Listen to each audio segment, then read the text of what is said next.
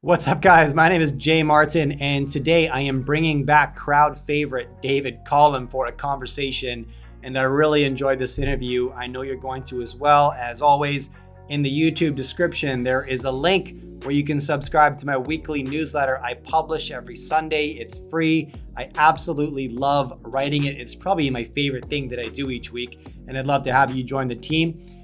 Anyway, here's David Collum. Super fun conversation as always. I hope you enjoy it. This is Jay Martin. All right, welcome to the Jay Martin Show, and I'm joined once again by David Collum. David, it's good to see you again. Thanks for coming back on. My pleasure. So here's where I want to start. It seems like we have reached consensus in mainstream media, most of the pundits that I hear, about what's going to happen in Europe this winter. And that thesis seems to be that there's going to be some kind of a breakup of the EU.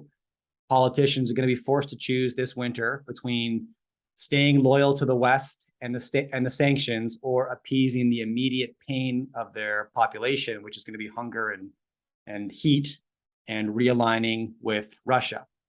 Whenever I see like general mainstream consensus so strong, I always have to wonder, what am I missing here? Right. Right. So when you hear that, what do you think? What do you say?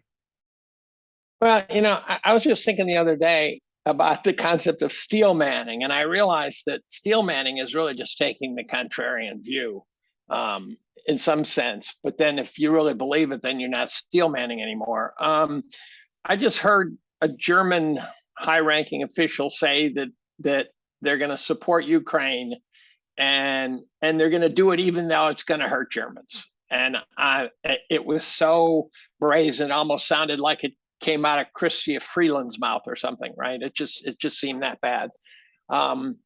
I always worry about dire projections because I've been making them my whole life and they don't work out very often. So it's I realize I barely understand what happened. I'm clueless about what is happening, and therefore I can't even guess about what will happen. With that said, your analysis seems like a good guess, and it seems like we're not only heading into a deglobalization-based stoppage, but we're doing everything imaginable to make it worse. And that's the part that baffles me, is that it just flat out has this feeling as though anything that could be done to make it better actually is being skipped, and everything that could be done to make it worse is being done. And I just heard, for example, yesterday, I think it was, that Zelensky and Putin had an agreement in April, and they were about to sort of ink a deal, and Boris Yeltsin shows up and said, "Don't even think about it." And that so I am super sympathetic to the Ukrainians. I think the bad guys in this story are NATO, and that will get me in trouble with a bunch of people. I got into a shouting match on a Twitter Spaces with a guy who suggested that I was performing unnatural acts with Putin. I said, "No, I'm a patriot. I'm questioning my government." And so I think NATO could have stopped this war. I'm fairly confident of that based on everything I've read. And NATO chose not to stop this war. And then the question is, why are they attempting to weaken Putin? What is it about weakening Putin that represents a net gain for the world? I don't understand. It seems to me he's holding together a country with, crazy glue and baling twine, and it's a country that couldn't be run by a weakling. And so to me, Putin is kind of working with under most dire circumstances to keep Russia going. And so everything we do, everything that goes wrong in the United States, we blame them. I was optimistic when Trump said we had to learn to live with and work with the Russians, and then all of a sudden that story fell apart. So I blame NATO. I oppose NATO. It's that simple. You make an interesting comment, because Russia has always strengthened under authoritarian rule and always weakened under anybody more democratic leaning, right? In my understanding of Russian history. Do you think that's accurate? It might be. I mean, it's kind of a tough love problem, right? I would say our democracy is weakening pretty quickly here, and I think Canada's is weakening pretty quickly. And so it's hard it's hard to run a democracy under the best of circumstances, but I think Russia's just a mess. And so I think you need a certain amount of It's paternal authoritarianism. It's an enormous country with a very challenging climate, right? Very little infrastructure given its size, sparsely populated, very tough country to manage. Very tough and heterogeneous, and you've got all sorts of social problems, and so as far as I was concerned, I went back when the Ukraine war was starting to build up. I was the guy who couldn't pick Ukraine off a map, right? Except if I remembered back, said, oh, I played the game Risk. Ukraine's right there, I think. And I started binge watching and reading about Ukraine. And one of the things I did is I went and basically watched every Putin speech and every Putin interview. I've always had this intrigue with Putin, what makes him tick. And meanwhile, if you go back to pre-2022, where they're not trying to justify a war, you find out that there are Nazis running all over Ukraine. You find out that civil rights watch groups are all over the Ukrainians, the way they're treating other Ukrainians. You find out it's a real disaster zone. The minute Russia decided it had to move, and I believe it had to move. I think you can make a pretty good case that Russia was presented with a storyline that said, look, if we don't move now, we're going to be in trouble. And so Putin moved. I then all of a sudden, Ukraine as a government became this wonderful thing, and Zelensky became this hero, and all was forgotten, and the Nazis, who go all the way back to World War II, became freedom fighters, and the whole story changed, and the Western press did not let one shred of the other side of the story through. They battled it the whole way. So you want to know who are the bad guys or the guys censoring the story? Those are the bad guys. I believe that. Now, when you say that you feel like Putin probably understood that he had to move in Ukraine, is that because, Russia's security historically has been land, right? That's the reason Napoleon never made it to Moscow. It's the reason Hitler never made it to Moscow, because of how much land they had to cross. And as he's lost those borderlands, the distance between Russia's border and the capital has shrunk dramatically, making him far more vulnerable. Is that how you understand that?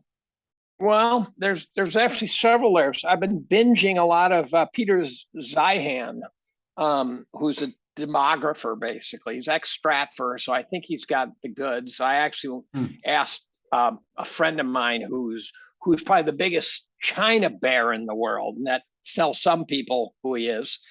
I said, is Zeihan legitimate? He said, yes, I think he's legitimate. So Zeihan looks at the world through a demographic lens and a deglobalization lens. And he paints an interesting picture that we're heading into a period of deglobalization, and that the Bretton Woods Agreement was not just a monetary agreement, but it was also an agreement on the part of the world that the United States would make the world a safe place. And by making it a safe place, by having a blue water navy that could project anywhere in the world, you could have global trade. You could have shipping lines that were 8,000 miles long. You could depend on getting wheat from Ukraine. You could depend on getting oil from wherever. And that the minute that supply chains is shut down, and just one sunken vessel could do it. So it's a real fragile thing. Then all of a sudden the whole globalization movement stops.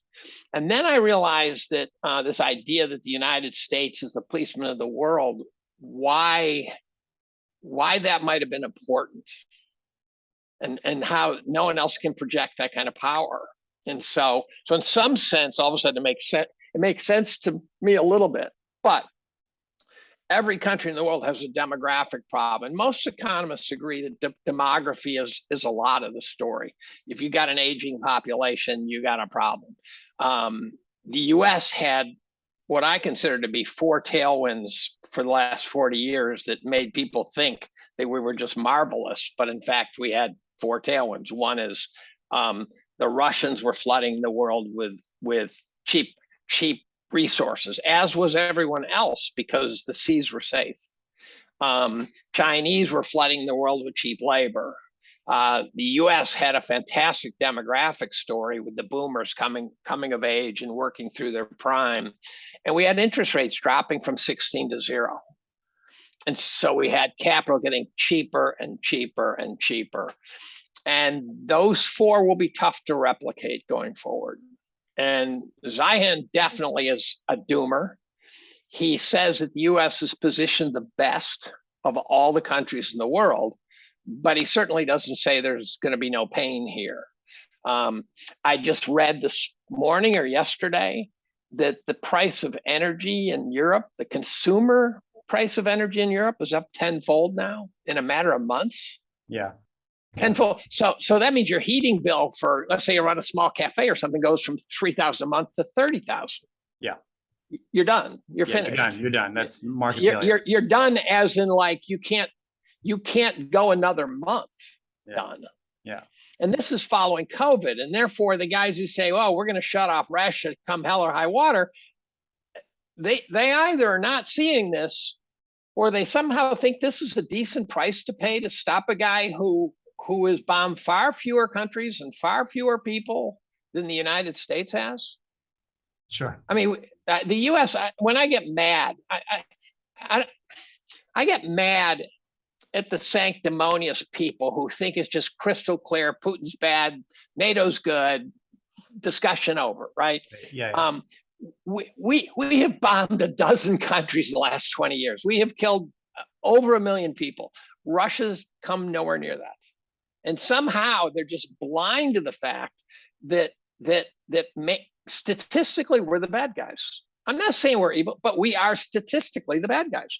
And if they try to defend it, they say, well, such and such a company had weapons of mass destruction, whatever. I go, we don't get to bomb them because of that. The UK has weapons of mass destruction. We didn't bomb them, right? We didn't bomb Russia. We didn't bomb anyone. They're all over the planet. You can't. So I like to ask them, I said, the 7 countries that Obama bombed, who as a liberal Democrat, you would kind of hope would stop bombing countries, right? Didn't the liberal Democrats used to oppose war, as I recall, back in the 60s? Which of those 7 countries attacked us? None. You say, oh, yeah, some guy from a cave in somewhere in Afghanistan hopped on a plane and brought down the Twin Towers. I go, that's not a country. And by the way, if you want to make it a country, it was Saudi Arabia that bombed us, that attacked us. So there's just nothing in defense of this idea that we're the good guys and Russia's the bad guys. That makes sense to me. Well, and this story's not being told. You got a list of guys like McGregor, John Mearsheimer, Scott Ritter seems to have been taken off the stage. Don't know what happened to him, but there's a small Steve Walt. There's a small group of policy wonks who seem to really get it, who seem to understand what the hell is happening.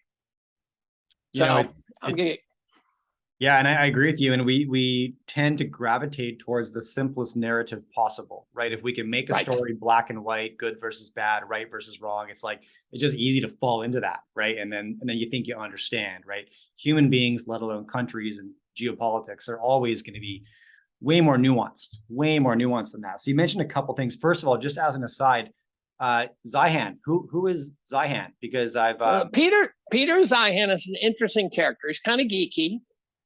He's got a sense of humor that could use some work, in my opinion. But he's really brilliant. He's ex-Stratfor. So for those who don't know Stratfor was to intelligence as Blackwater was to military action. So Stratfor was basically a private intelligence organization that would hire, I think they probably hired ex-CIA guys and stuff, and then they did black ops sort of intelligence. Then they got hacked. Yeah, I know. I was a member when they got hacked. Oh, is that right? Yeah, that's right. And now tell me if I'm right. They wrapped it up like an embassy in Iran, right? They said the whole thing just got wrapped up. It's burn the place, shred the papers, get the hell out of here. Take a hammer to the servers, get out. Right? It stopped that quickly. Is that correct? Yeah, more or less. And Friedland sold it as well right after that, right? So who owns it though? Well, it was claimed to be anonymous, like the organization Anonymous. Well, except I knew about it, and I even had exchanges with Friedman. So it wasn't, if a chemist in Ithaca knows about it, it's not a great secret. Yeah. I'm with you. And this was before they got hacked. Yeah. I've had Friedland on the show, and my God, my audience did not like what he had to say. It was, I found him very pragmatic, and I've been a Stratfor subscriber. Absolutely. And now a geopolitical futures subscriber, his new firm, which is, I think, just as good. And but oh my God, did he offend my audience with his take on just the necessity of war, and the realities of some of the ugly realities of geopolitical power balances, which is to say, like a realist, in my opinion. I don't know. Well, he had this wisdom. One of the things he said, is he said that don't underestimate any of the players. I've been on a bit of a crusade, first for my own thinking, and second of all, trying to tell other people they should ponder joining me. And that is to say, quit calling people stupid. So a great example of that is the Federal Reserve looks like they're stupid half the time, right? They really look like dumber than bricks some days. Now they're cornered. So there's no level of intellect that can get them out of the mess they've created for themselves. But one time Greenspan got asked, some pointed question, and Greenspan said, "Do you really think you know something we don't know?" And that gave me pause. I go, yeah, it's pretty stupid to think that, right? There's an arrogance to it. And I'm in a Zoom group that's actually mostly COVID, but there's an NSA guy there. And he says, at one point I asked him who the they is on it. We were having this debate about they do this, they do that. And I said, who's they? Tell me a they. Is this Bill Gates? Is this George Soros? Is this the WEF? What the heck is they? And he said, I hate to put a name on it. He said, the reason I hate to put a name on it is because if I say, okay, this is originating from Bill Gates, then you get to say, okay, Bill Gates is evil. I can stop thinking now. Right. And that's I've identified the villain. Yeah. I've got a villain. I've narrowed it down. It's a bumper sticker sized message, as you said, simplify, black and white. It's like inflation, deflation, right? I say, we're going to have inflation or deflation. I go, dude, something this complicated cannot be described using one of two words. 100%. Yeah. And so anything that gets you to stop thinking, you should be leery of. And calling someone stupid. Now, I'm willing to claim that most of our politicians are flat out stupid, but I also don't think they're relevant. So I don't think they're doing anything of relevance. The messages are coming from other places, not from Maxine Waters, not from any of those guys on TV. They're coming from somewhere else. The emergency inflation briefing is coming up on September 7th, right here on our YouTube channel. We have received hundreds of newsletter responses, YouTube comments, Twitter comments asking us for strategies to invest through an inflation cycle because we haven't seen inflation numbers like this in over 40 years. Therefore, any investors or money managers who experienced that have since retired. So what we're gonna do is bring in a bunch of experts that I respect and listen to what they have to say in terms of how they are allocating their capital.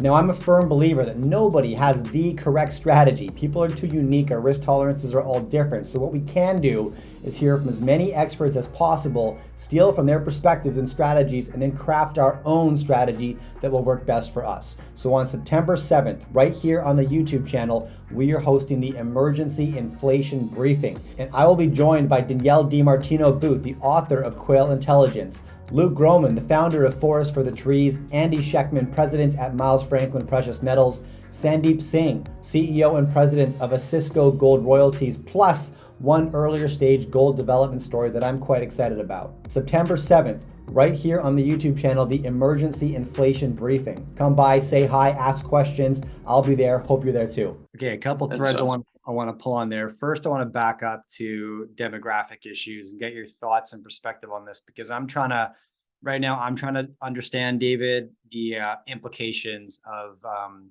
population crisis, right? Declining population. So for example, Japan right now, here's an interesting stat. They just hit a point where they're selling more adult diapers than baby diapers. That's, it's an interesting stat though, isn't it? Like, this is very telling amazing, actually, about what's happening. And, you could find a similar trend in sales in a handful of countries.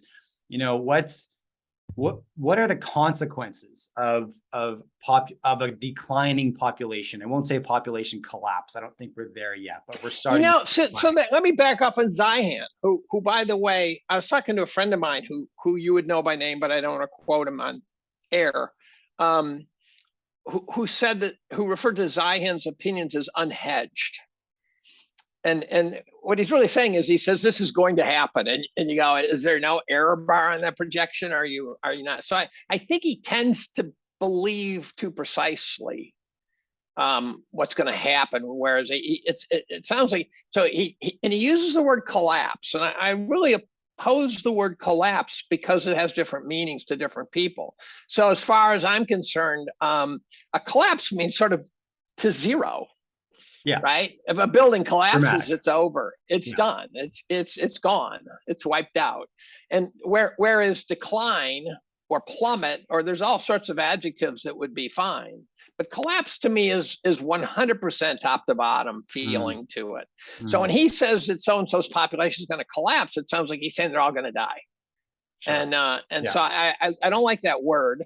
But apparently every country in the world is suffering from sub-zero ZPG, sub-zero population growth. And so the numbers are like, you're supposed to have 2.1 kids on average to keep the population steady. I find the demographic model to be in direct conflict with the idea that we're consuming too many resources, right? That's curious. There's an absurdity that's like, oh, we got to have more kids to suck all the oil out of the ground to keep the economy going, right? There's something absurd about that. Right. But yeah. What I think the message is to get from a large productive population to a small and less productive population that has consequences. Or in other terms, when you have more people consuming and producing nothing, and you have less people now producing something, then either the people who are expecting to consume without producing are going to be disappointed, or the fewer people who are producing are going to have to work harder. Yeah. So that makes sense to me. Neither group is up to that task. Yeah, that makes, like, I'm with you. I'm like, if there's finite resources on this rock, aren't fewer people better for a sustainable world? And that makes logical sense, I suppose, as long as the larger percentage of that population, whatever size, is the productive component of it. But if you have that inverse situation where the bulk of the population, 60-70%, are the aged out of the workforce population, that's when you end up in trouble. And I suppose that bridge is what we're entering into right now, where there's going to be a smaller population supporting a larger population. That's where things get sticky and tough. But I'm with you. It's like, I think it was Elon Musk recently interviewed, said the biggest threat he sees right now is population collapse. And then, it's one of these, like, we'll show you a 60-second clip of something somebody says. You don't get context, right? You're like, okay, but why, right? Like, but why is that the biggest threat? Okay. Now it's like saying the biggest threat is the Fed's going to raise rates too high. And I go, no, the biggest threat's already occurred. Right. The biggest threat is now baked in the cake. The Fed can no longer make a grave mistake because there's no options left, right? That's like your oncologist making a big mistake when you have stage 4 cancer. It's over. And so now that we've generated this massive debt bubble, in some sense, is just reiterating demographics. So it's a massive debt bubble when you owe all this money to all these old farts. That's a debt bubble, right? Now, when you say that, are you referring to the final innings of the American empire? Am I understanding correctly? Well, to the extent that empires come and go, and when Rome collapsed, it didn't just collapse, right? You had the Eastern Roman Empire that stayed with us, and so there's people still running around wearing togas who look Roman. Sure, and Rome's still a lovely place. So this word collapse, again, it's sort of when Rome started rotting, when Rome started decaying, but it took years for Rome. The guy Joseph Tainter, who wrote The Collapse of Complex Societies, really talks about this. He talks about how when society simplifies, that's a problem. What do you mean? And so Rome had this spectacular infrastructure with bathhouses and stuff. And a century or two later, people are using the tubs, the place where you used to bathe, as to sleep. That's a simplified society. And when the cows are grazing in the Colosseum, it's just a grassy place to graze your goats or whatever, then society's simplified. And so you go through this big simplification, and it's painful, but if it's over 2 centuries, no one knows they're collapsing. That's right. That's right. The Brits knew they were collapsing when the Romans were yanked out of Britain and left them without adult supervision. That was immediate, I think. I think that was when they started pulling legions out of there, and all of a sudden there was this group that had overseers, and then next thing you know, they had none. It becomes Lord of the Flies. Now, so that was quick. You can maybe think about parallels occurring right now, right? Recently. That's right. America's pulled out and there's been somewhat anarchy in replacement. Right. And so I've been a big sort of Monroe Doctrine fan. But again, Zeihan has made me think twice about it, because the idea of all of a sudden saying, look, the entire season, everything are someone else's problem, that could cause more damage than is necessary. And so we somehow have to stay in the game and do some graceful transition, which, for example, pulling out of Afghanistan was not. Sure. Right. That shows you what chaos can be. But again, I have vehemently argued that the Afghan pullout was an orchestrated disaster, it was not screw ups. The military is not that stupid. The pullout was so bad that the military is not that stupid. They know how to pull out of a country better than that. And so there's some reason why the pullout worked that way. And I've done a lot of podcasts on this, and they left the weapons, they left everything. They said, oh, the Afghan army is going to defend the country. Well, the Afghan army was on payroll, and the minute we pulled out, we cut off payroll. So when you're not paying the army, just ask any Roman emperor about their Praetorian Guard. If you didn't pay the Praetorian Guard, your days were numbered. And so if you stop paying the Afghan army, they're going home. And so the CIA, they had to know that it would play out exactly as it played out. Now, here's the interesting story I'd like to point out. Remember all the Americans who were stranded, right? And Jen Psaki says, well, we got 90% of the people out who want to get out. I'm going, that's not a good stat, right? 10% of the people are left behind. And so I thought it was going to be Iran hostage crisis 2.0. I thought it was going to be a real disaster. It would linger, and we'd be getting new. Have you read any stories about horrific treatment of Americans in Afghanistan? I have not. I have not either. And I watch for this stuff because I wrote a lot about the pullout being a crock. And so I think the thing was orchestrated. I think we handed the keys over to the Taliban, said, we're doing this, you do this. If you behave yourselves, we won't be back. The country's yours.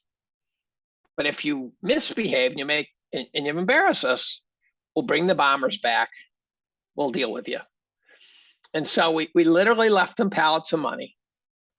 And I think we said, don't make us regret doing this.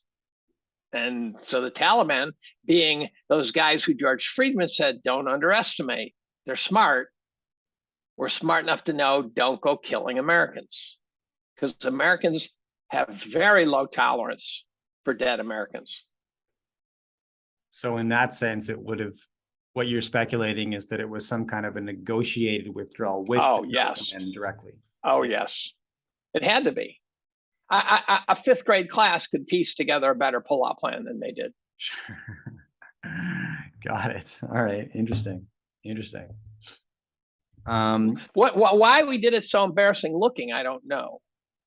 Well, that's the thing. When you say don't embarrass us, and I think how that was covered by the media. Well, I'm saying don't embarrass us. Don't kill us. Don't make us regret. Yeah. But there was something garish about it, and that gets back to the problem of everything we do seems to be embarrassing now. And I just don't. So when you boycott Russian oil, my fifth grade class could also explain to the authorities why that's a bad idea, right? All you have to do is say, look, here are all the countries get oil from Russia. Should they boycott oil? Here's what happens in the dead of winter in Germany. Should we boycott oil? Right? Yeah. And the answer is no. It's absurd. Now, I know you studied Putin a lot, and you mentioned as much within this interview. I feel like he has a ton more leverage that he hasn't played in order to run some kind of a more unified Eurasia campaign over the next year or two. And I think so. Yeah. You think so? And so, yeah. And I think that expands to the South Pacific a little bit. One thing that was kind of fun about Donald Trump is he would often probably say the truth by accident within his rants when he was going off about something. And one thing that he shared during a podium rant was, U.S. has this stance that we'll protect Taiwan, we'll do whatever it takes, we're there, right? Trump said from the podium, China could invade Taiwan and there's not a damn thing we could do about it. The country's 6,000 miles away, right? Which is probably pretty accurate in reality, right? I guess. Say one thing, do another. So, if you were to game out what could occur through Europe in the next couple of years, David, what are some of the big shifts you think could change? Now, as a reminder, I am learning in real time on all these topics, right? I start as a chemist. I go into sort of markets and start paying attention to the Fed. Next thing I'm doing is podcasts on Ukraine, right? So this is dangerous territory here. This is just my opinion with a lot of reading. So to explain Putin's actions, first of all, there are Nazis in Ukraine. Ukrainians in Ukraine appear to have been killing Ukrainians. And the Ukrainians who are getting killed were Russian national Ukrainians, basically. They were the ones who were Russians in every respect except in which border inside they lived. And so that was posing a problem. Repeatedly over the last 15 years, Putin approached NATO and kept saying, and I just read a whole document that laid out all the promises we made to Putin as part of an agreement that we made to Russia, as part of an agreement when they agreed to not put up a fuss for Germany reuniting. And I had not made this connection, but when Germany reunited, Russia's looking at this going, dude, you guys killed 20 million of my countrymen. This is not good. Right. And so apparently the West made all sorts of promises to Putin about what they would not do with respect to NATO and the various Baltic states and things like that. And then we reneged on every one of them. Sure. And so I think Ukraine is the crown jewel of NATO causing trouble, and Putin, for them, it's existential risk. Now people say, what do you mean it's existential risk? I go, NATO exists to oppose Russia. So by definition, I think NATO does is existential risk. By definition, they don't have to be acting risky, but it's just like the Russian warheads are existential risks for us, even if they're just sitting in silos right now. So for Putin can't have NATO get a hold of Ukraine officially. I think he tolerated NATO traipsing all over Ukraine for years. But I think, and this is the Dave interpretation, if Ukraine becomes a member of NATO, then all of a sudden Russia sets its foot on Ukraine, they trigger NATO alliances. Sure. It's one thing to have NATO say, we're going to back them. It's another thing to have alliances kick into gear, where we say, by charter, we have to fight Russia now. Yeah. And so I think Putin legitimately said, you can't have Ukraine. I think for them, it was an existential risk. I think we have a bunch of Cold Warriors who have somehow not noticed that the Cold War really did end. And it's not to say that Putin's not a tough guy. And there's all sorts of things you can bitch about him, but I can bitch about a lot of people. And I think they somehow think their job is to just bring down Russia's structure. It's a dangerous world we will live in if we manage to bring down Putin. It'll be a very dangerous world. And if they somehow think, we're going to install our guy, then all of a sudden you're saying, okay, this looks like to me like a fantastic resource grab by the West. This smacks of the West saying, okay, we want Putin down because he stands between us and every natural resource that they've got. Yeah. well, excuse me, we're guilty if that's the story. And I know that our goal is to try to get resources for ourselves, but in the grand scheme of things, we're guilty. Sure. Right? I mean, if you have to be a cannibal, you be a cannibal, but it doesn't make you less of a cannibal. Right. Yeah. I'm with you. Okay. All right. Now, before I hit record, actually, we were talking about a conference that I run in Vancouver, British Columbia. We did it in May last year, the Vancouver Resource Investment Conference. And there was no shortage of chaos to discuss on stage at that event in May. It's coming back in January. Love you to make it if you can. And we both said, this January, there's going to be even more chaos to discuss. Like the moving parts geopolitically are just insane and increasingly intense. Assuming that trajectory continues for this decade, right, the 2020s, talk to me a little bit about your portfolio, right? Let's get back to where the money's going. How have you hedged yourself against unpredictable and unforeseen, but probably a crescendo of volatility that I expect for the remainder of this decade? Like, where's your wealth right now, David? Well, I've had a fairly traditional inflation hedging, bad event hedging portfolio with about 35% precious metals, a lot of cash, and a smattering of other things. My house is 3 times as expensive as it needs to be, and it was a lifestyle decision. I live right on a lake hanging off a cliff. It's scenic vistas. It's spectacular. But for a third the price, I could live in essentially the same house on a different lot. I see. And the decision was when I read an analysis by the Thornburg Group that said houses pretty much track inflation. And so I said, okay, so I'm taking a wad of wealth and putting it into an inflation hedging, inflation tying asset. And that was fine. That was about 6 years ago. Okay. But it's big enough I have to consider it part of my wealth because it's no longer, it's not just a place I live anymore. And that was all fine. And I'd done okay. I'd done spectacularly in my best decade ever relative to the world was in the decade starting in January 1st of 2000, where for the next 10 years, everyone got crushed, right? There were 2 big bear markets. I compounded 13%. So things were going just peachy. Then the next decade where the roid rage occurred and no hiccup came uncontested by central banks, which I just could not fathom. If you told me they were going to do it, I would have said, no, that just can't be true. John Law showed that doesn't work. And they did it. They've dumped trillions and trillions and trillions into the system. So I have this great faith that system will collapse. Now, right now, the inflation hedgers are not working very well. Starting 2020, which will look like good timing, but I sized it wrong because I'm too conservative. I started moving into energy, mostly because when Exxon got kicked out of the Dow, and then Jesse Felder pointed out that energy had gone from 16% in the S&P to 2%.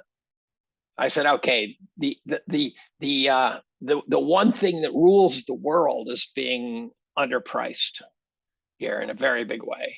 And so I went long energy, but I did it. The returns have been so good that I'm making decent money off it, but it's not a big percentage of my portfolio. But I'm waiting because I think if we do get a soul crushing downturn that could take years, I think energy investments will get cheaper too. And in fact, the ones I bought could end up underwater, even though they're up about 50% right now.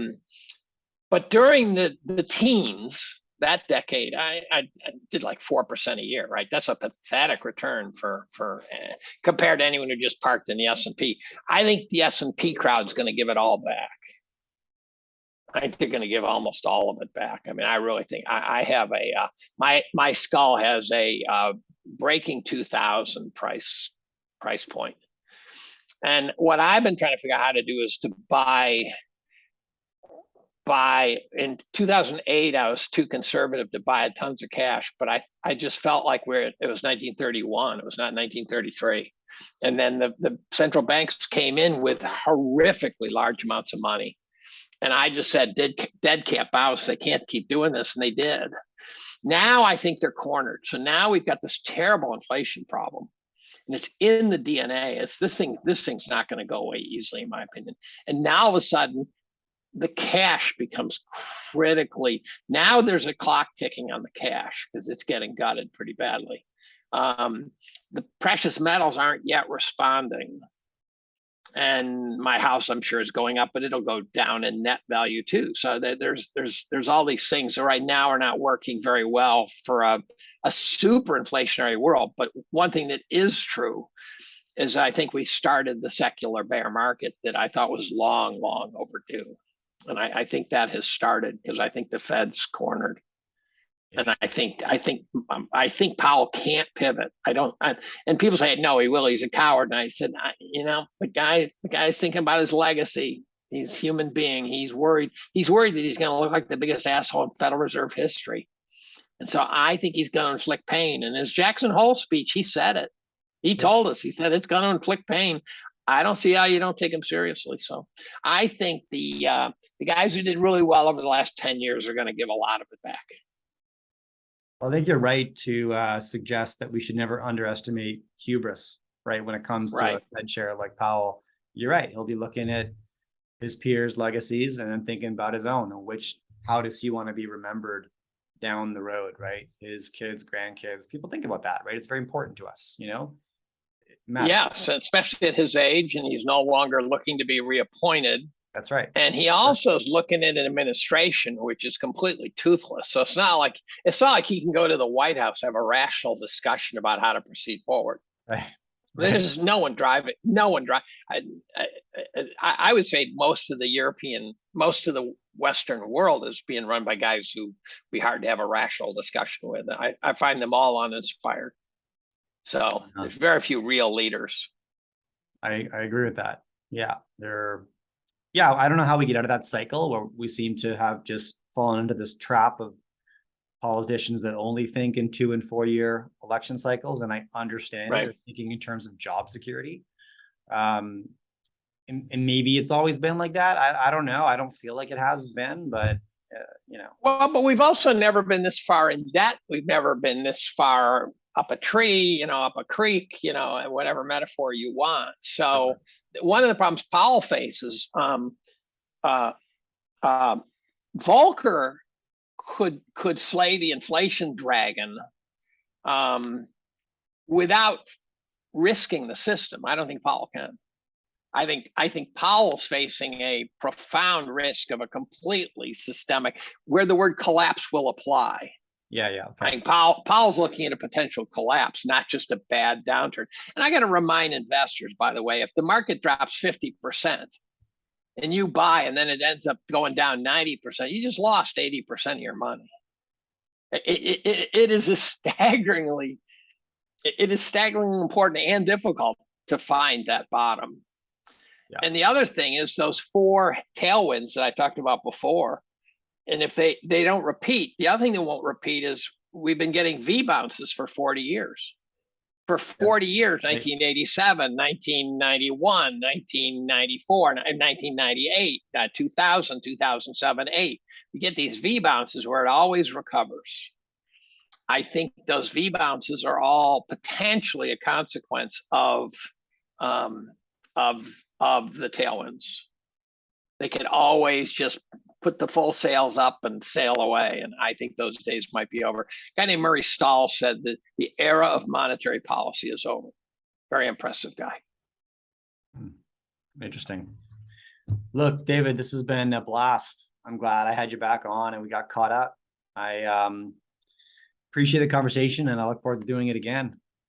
Hopefully in person in January in Vancouver. That would be fun. Send me an email with the details and I'll check my calendar. All right. Yeah, it was fun. All right, thank you for watching this interview. Now, 3 things before I let you go. Number 1, I publish a weekly newsletter and I love writing it. I share my biggest takeaways and action items from the conversations that I have on this channel. In addition, my thoughts on current events, economic events, political events, and you can subscribe for free.